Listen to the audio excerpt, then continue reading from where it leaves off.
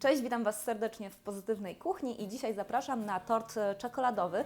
Czekoladowy potrójnie, dlatego że z czekoladowego biszkoptu przełożony kremem czekoladowym i jeszcze do tego polany czekoladową polewą.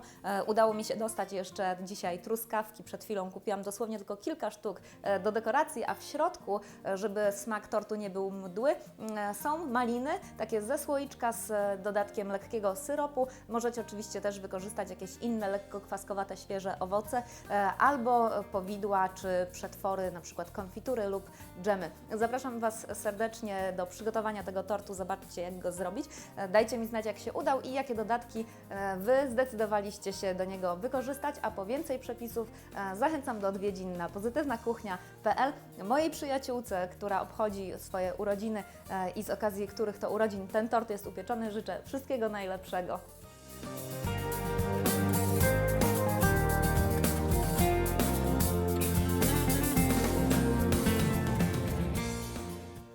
Przygotowanie biszkoptu czekoladowego do tortu czekoladowego zacznę od przygotowania masy żółtkowej. Ja już ten szczegółowy przepis na biszkopt pokazywałam Wam w osobnym filmiku, także tam zapraszam krok po kroku na pozytywnakuchnia.pl, żebyście zajrzeli. Utrę teraz żółtka z cukrem, tego cukru sobie dosypię i za chwilkę będę też ubijała pianę z białek, ale jeszcze wcześniej, zanim rozpocznę miksowanie, ale dodam cukier, to trzeba włączyć piekarnik, nastawić go na temperaturę 140-160 stopni Celsjusza, w zależności od tego, czy macie termoobieg.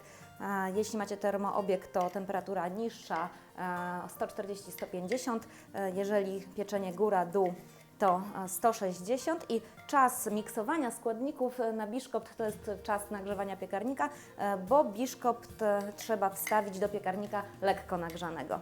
Na najwyższych obrotach miksera prawie do białości.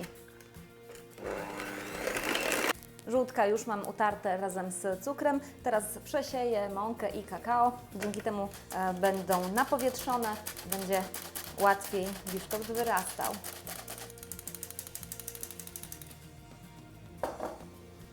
Najpierw na mniejszych obrotach, żeby nie sypnęło, a potem do połączenia składników przez około 2 minuty na większych.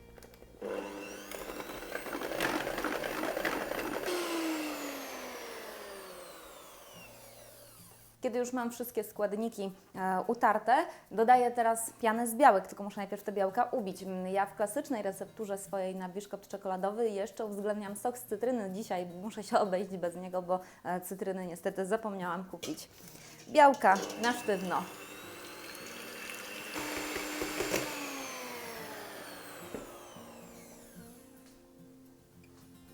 Soku z cytryny nie miałam, ale białka na sztywno ubiłam mimo wszystko.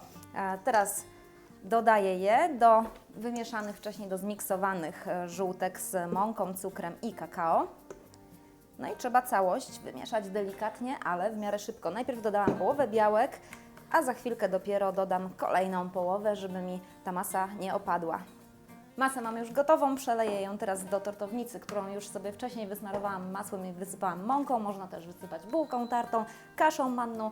Właśnie słyszę, że mi się zagrzał piekarnik, także wszystko zobaczcie w samą porę. Można też wyłożyć ewentualnie tortownicę papierem do pieczenia.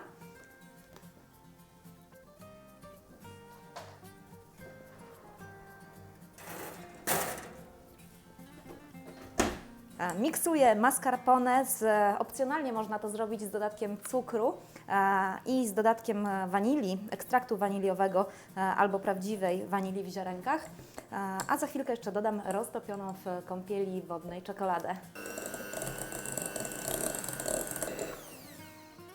Moja czekolada jest roztopiona już, teraz troszeczkę przestygła. Zostawiłam ją specjalnie, żeby nie dodawać całkiem gorącej, ale to musi być czekolada oczywiście płynna. Zobaczcie, jaki piękny kolor będzie miał ten krem. 5 minut przed końcem pieczenia trzeba sprawdzić patyczkiem drewnianym, czy ciasto w środku nie jest surowe. Wbijam go w najgłębsze miejsce, patyczek jest suchy, od razu można wyjąć ciasto z piekarnika i upuścić, uwaga, to zablokuje bąbelki powietrza w środku ciasta i sprawi, że ciasto nie opadnie. Biszkopt trzeba wystudzić obrócony do góry dnem w foremce. Kiedy przystygnie, można zdjąć dopiero wtedy obręcz. Powinien się studzić na kratce od piekarnika, tak żeby od spodu miało do niego dostęp chłodniejsze powietrze. Kiedy biszkopt jest już całkowicie wystudzony, on nie może być nawet ciepły, można go pokroić. Ja najpierw robię to tak, że nakrawam sobie nożem taką jakby obwódkę dookoła całego brzegu biszkoptu i potem albo nożem strunowym, albo zwykłym nożem takim z piłką, który jest nożem właśnie najlepszym do krojenia ciast, zwłaszcza biszkoptowych. Potem dopiero przekrawam całość. Robię to oczywiście bardzo delikatnie, tutaj z góry delikatnie dociskam, tak żeby mi ten placek też się nie ruszał i w ten sposób przekrawam. I dzięki temu, że najpierw sobie tą granicę wyznaczyłam, to teraz będę miała równej grubości ze wszystkich stron placek. Biszkopt pokrojony, to teraz można go nasączyć. Ja go nasączę syropem z malin i dodam też maliny w całości do kremu. A Wy możecie też nasączyć jakimś innym ulubionym swoim ponczem, alkoholem, czymś, co będzie delikatnie kwaskowate, żeby przełamać tą taką delikatną mdłość, nazwijmy to, czekolady, której tutaj tak naprawdę w tym torcie jest bardzo dużo. Także jakieś owoce, jakiś kwaskowaty smak koniecznie tutaj jest potrzebny. I na malinach, na nasączonym biszkopcie rozsmarowuję teraz krem. Krem podzieliłam sobie na 3 części, ale tak naprawdę ta jedna część ostatnia, która będzie służyła do udekorowania wierzchu tortu, może być mniejsza, dlatego że będę tylko robiła kleksy za pomocą szprycy. Kiedy krem już jest wyłożony, to można ułożyć na nim następną warstwę biszkoptu.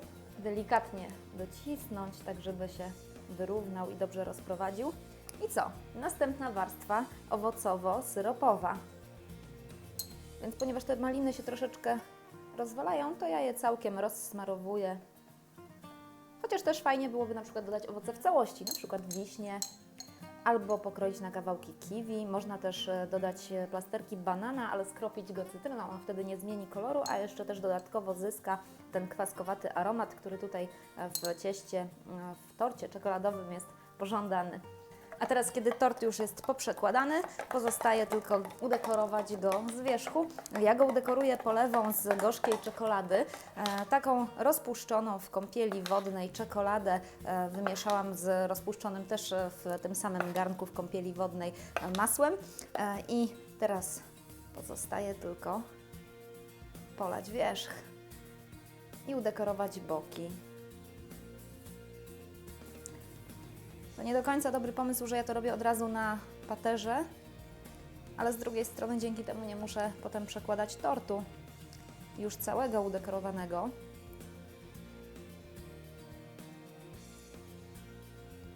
A po prostu jeśli wyleje mi się czekolada tutaj na bok, to będę musiała ją wyczyścić ściereczką. I teraz na koniec, kiedy już polewa czekoladowa zastygła, jeszcze końcówka dekoracji, czyli ozdobienie kremem i ułożenie owoców.